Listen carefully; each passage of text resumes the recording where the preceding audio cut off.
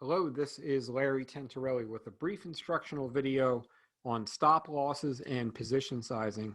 And what we're going to talk about here is service now and how using correct stop losses and position sizing kept me in this position. We're currently at plus 25% in the position. So we'll take a look at it. So I took the position on April the 20th, just under 302. So service now had just come over the 200-day moving average. Now what I do, and you've probably heard me say this before on Twitter, is I focus a lot on stop losses and position sizing.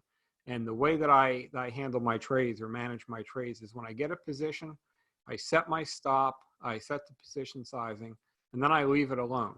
And I believe that helps quite a bit, because if we can pre-plan the trade and take ourselves out of the equation, it'll help. So in this case, I took the position just under 302. I had a wider than normal stop, 15% stop down at 256, because the markets are much more volatile than they've been, with a higher VIX and higher daily ranges. So we set the stop, and regardless of where my stop is, whether it's a 5%, 10%, 15% stop, the position sizing is the key.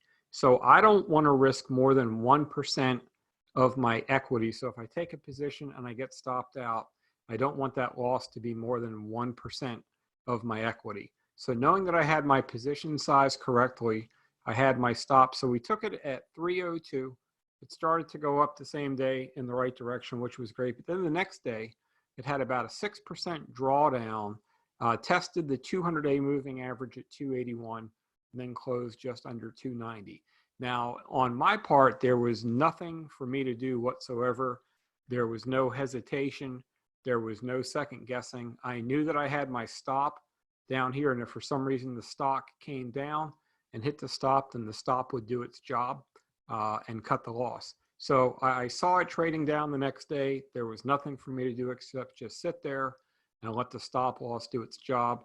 It held the 200-day, and then it started to, it picked up a little bit, started to break over $300, and then it broke out before earnings here. And then on earnings the next day, it had a pretty big move higher. So at 362, I scaled back. I booked a 20% gain on a piece of the position. I'm still holding the bulk of the position because I manage my positions on an intermediate to longer term time frame. So I've moved up my stop and booked some gains along the way, but now it's just a matter of letting the trend take over and see how far this move can go. But the key way that I was able to stay in this position was because I had my stop was set properly for what my system is, and my position sizing was set. So if for some reason I didn't have this trade planned, and I either had way too much money in the position, or I didn't know that I had a stop loss down here, it might have been tempting for someone to say, okay, well, it's down 5 or 6%. Let me just cut the position now and then buy it back later. But there is no later, because then it turned up right away. So by using, number one, the right position sizing for me, and number two, the hard stop loss, when I had that 6% drawdown the next day, there was nothing for me to do except sit in the position, let the stop do the job, and then the market took over, and it's been up 100 points since the 21st. So it touched 387 today from 281, so up 106 points. And the only reason I was able to stay in that position is just by following the process. So I hope this was instructional, and I appreciate everyone's time.